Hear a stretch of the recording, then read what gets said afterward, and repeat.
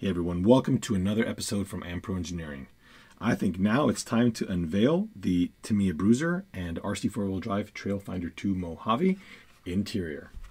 And I am quite pleased with how it came out. As you can see here, we have the lens in front of the gauges, which looks really cool, but again, it's not necessary to install if you don't want it. The little vent on the side, you can see my finger behind it.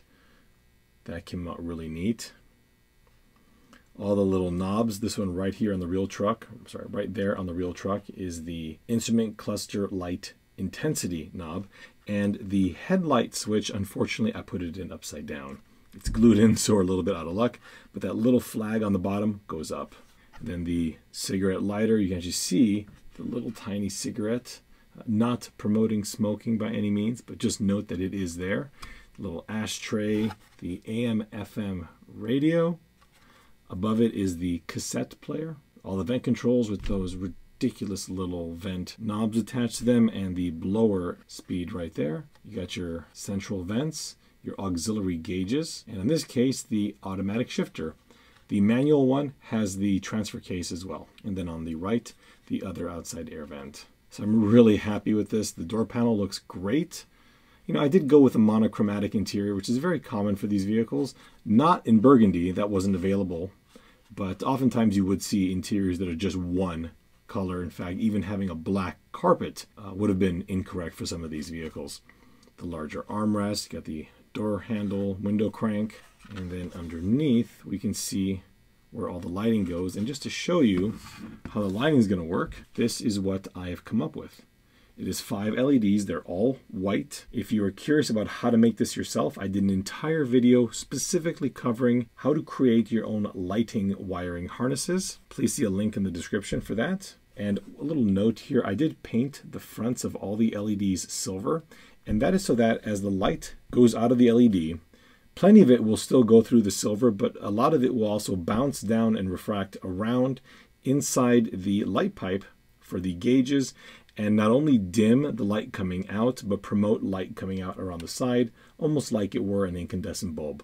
I can't say that it works the same as an incandescent bulb, but it works better. I'm sure you're all curious to see how the lights look when turned on, but before we do that, we've got to see if he still fits. Once the driver is seated, go ahead and put the screw and nut in to hold him in place. Once the driver is installed, we can then wiggle the steering wheel into place.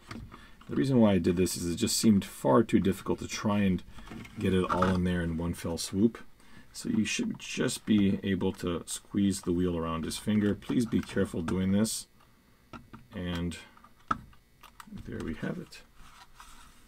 So the driver is in place, the steering wheel's there. He's got access to the turn signal switch, wiper switch, all that good stuff. And I think I can no longer delay. Let's light this thing up. Just a quick view of the back with the lighting installed. Later I'm going to use some of this liquid electric tape and just run it over some of the wires to prevent any kind of potential short. Not that there's anything back here, but every little bit helps. It'll also cut down on light bleed.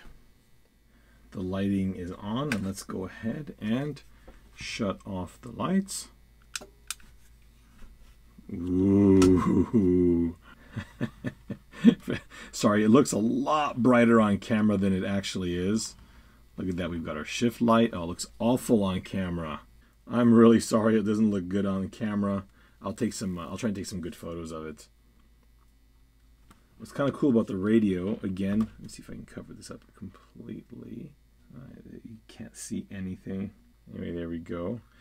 Now, it looks just really bad on camera. The bright splotch in the speedometer is not nearly as pronounced. The design intent here was to actually allow light bleed through all of the gauges because that is how the actual truck works. It's backlit. Unfortunately, the camera is just not able to expose that properly, but we'll get some better shots of it. Maybe I can. Either way, I am just thrilled with this. We're getting some light bleed through the air vents only because the LEDs are bouncing light off the ground. I really like how the vent controls work. And then the radio, I always dig that. Now I went ahead and added some more silver paint on those LEDs, and it really muted them nicely. Again, they look just awful on film, that did the trick. So they were a little bit too bright, which is no surprise given the fact that I use ultra white LEDs and that they're effectively directly behind the gauges, so there's not really much possibility for the light to be properly piped out. But anyway, I am very excited to put it into the truck. Went ahead and threw the interior in the HGP407, and it looks fantastic. Let's take a gander at that here. I think it looks pretty darn neat.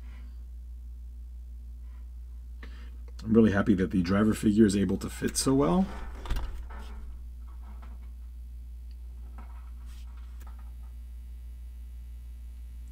Well, I'm glad this project is finished. Well, everyone, thank you all so much for watching. I hope you enjoyed this 4-part series in detailing and installing this interior. Again, all links to everything that I've gone over are in the description, and please stay tuned because you can see that we have some new products being shown over here. This is a replacement headlight, which is much more realistic than whatever the heck that thing is, for the RC4 Drive Trailfinder 2 Mojave body, as well as a prototype taillight that sits properly flush to the side, to the rear.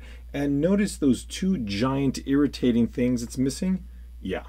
It also has a proper light bucket, proper trim piece for the reverse light, and 0 light bleed. Thank you all again for watching, and we'll see you next time.